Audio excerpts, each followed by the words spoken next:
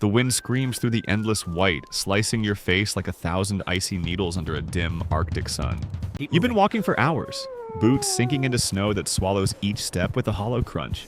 Your breath hangs in the air like smoke, fading fast against the vast emptiness of Alaska's frozen wilderness. No signal, no trail, no voice, but your own heartbeat thudding beneath layers of frost-stiffened clothing. The question hits you harder than the wind. How long can one man survive out here alone? Your water bottle's frozen solid, your lighter's dead, and the temperature is already plunging below -30. Researchers in Fairbanks recorded frostbite setting in within minutes when skin is exposed to that kind of cold. You tug your scarf tighter, but your fingertips already burn, shifting from pain to a frightening numbness. You remember what survival experts say? Pain means life. Numbness means death creeping closer. A distant howl rolls across the tundra, deep and hollow, and every instinct tells you that's not the wind. Wolves can smell human scent from more than 2 miles away, especially in still frozen air. You glance behind, scanning the gray horizon, but there's nothing. Only the sound of your own fear. Panic whispers that running could save you, but you know it only burns precious calories you can't replace. Field studies in Denali Park revealed that lost hikers who panic burn through energy twice as fast. So you stop. You force yourself to breathe slow, steady, fogging your face mask with each trembling exhale. The cold presses in, cruel and intelligent, testing your will like a living predator waiting for weakness.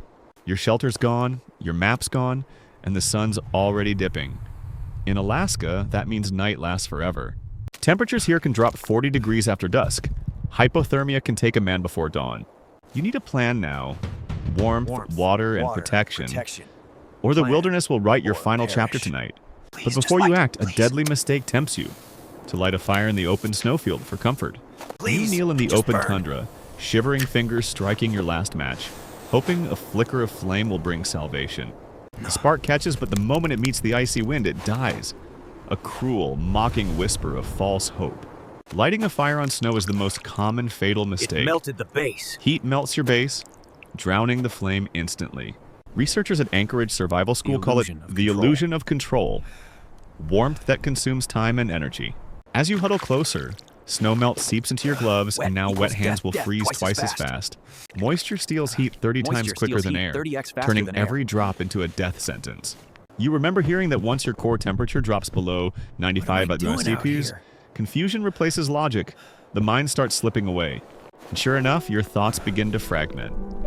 Memories of home, of coffee steam, of laughter, fading like dying coals. You stumble, disoriented, your legs heavy as lead. The cold is now inside you, rewriting your heartbeat. Field medics call this cold diuresis. Your body pushes blood away from the skin to keep the core alive. It feels like warmth spreading through you, but it's deceit. The last stage before collapse. You sink to your knees, and the snow feels almost soft, almost kind, whispering, "Just rest."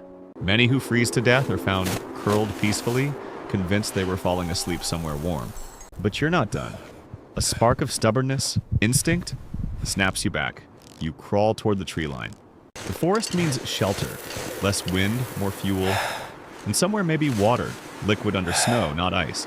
According to Alaskan bush guides, even a shallow dip in terrain can block wind chill by up to 40%. You drag branches into a makeshift wall, carving a small pit where the snow is firm, but not deep. It's not much, but it's something, a cocoon against a world built to erase mistakes. Yet the wolves are closer now, their howls echoing through the trees. Hungry, curious, patient, you realize you've traded open death by cold for shadowed death by fangs. And you're still unarmed. You press your back against a pine trunk, heart pounding as glowing eyes flicker in the distance between the trees. Wolves rarely attack humans, unless hunger outweighs fear and winter hunger changes every rule of nature. Wildlife experts in Nome documented packs trailing weak prey for days, waiting until exhaustion made the kill effortless. You grip a branch, sharpened it into a crude spear with your knife, the only barrier between predator and prey. The wolves circle closer, silent shadows, their paws soundless in the snow, their breath fogging like small ghosts. You remember the advice, never run, never scream. Dominance is language here, not noise. So you rise slowly, widening your stance, voice low and firm, channeling fear into something primal, defiance. One wolf lunges forward, testing your reaction. You jab the spear, and it backs off, uncertain of your resolve.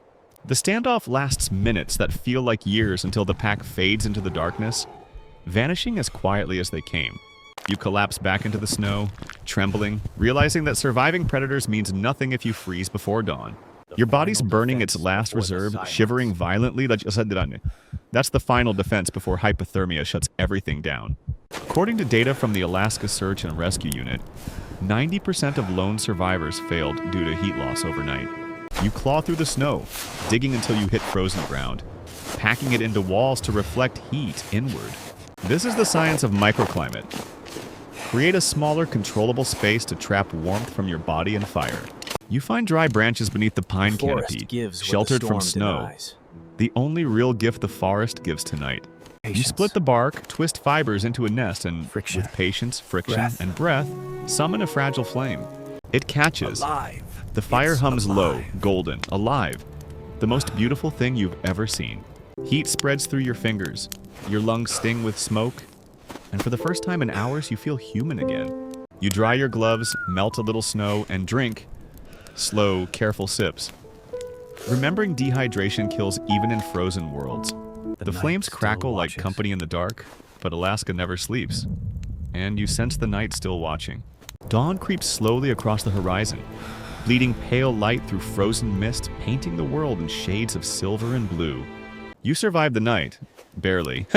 But survival isn't about luck, it's about strategy, patience, and knowing what not to waste. Your body's aching, lips cracked, but the fire still burns. It bought you time, not safety. You remember the rule of threes. 3 minutes without air, 3 hours without warmth, 3 days without water. Yesterday you fought for warmth. Today it's water, liquid, pure, and safe enough not to poison you. Researchers in Anchorage warn that melted snow alone can cause hypothermia faster than thirst if drunk too cold. So you heat it gently in a tin lid, letting it warm to body temperature before taking slow sips.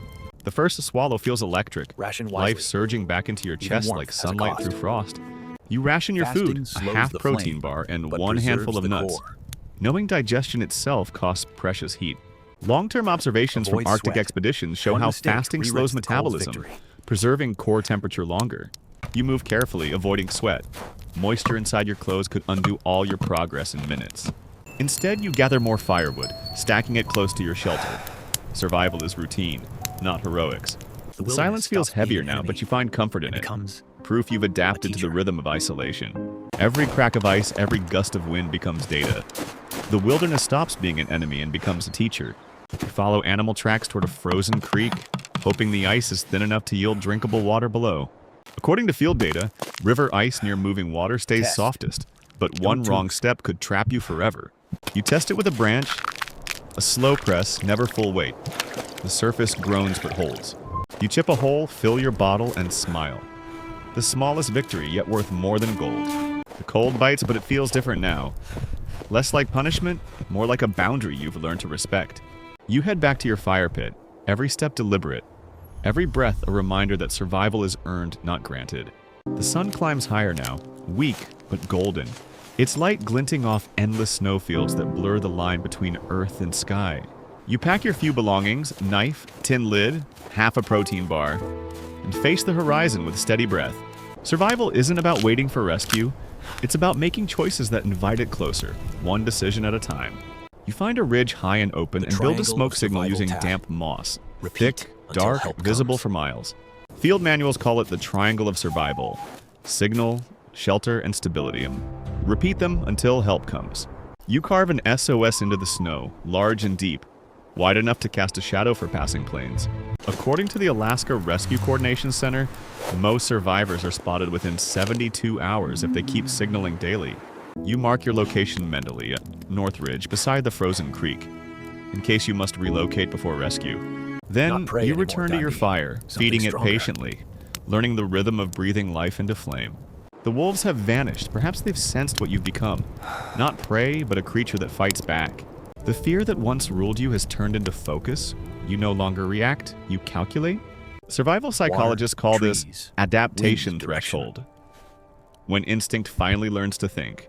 You start mapping the land in your head, like water here, trees there, wind direction shifting east. Your mind becomes a compass. You hear a faint hum, it's distant but real. The unmistakable drone of a plane crossing the valley. You rush to the ridge, throw green pine needles on the fire. Thick smoke bursts upward, twisting skyward. The aircraft banks slightly, circling once. Your pulse spikes, disbelief melting into a raw, trembling hope. You wave your jacket, shouting into the wind, voice cracking. A sound of pure human defiance against the void. Hours later, rescue teams arrive.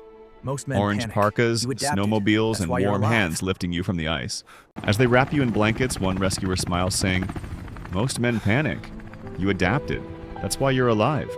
And as the helicopter rises, leaving your lonely shelter below, one thought echoes through the storm. Could you have done the same?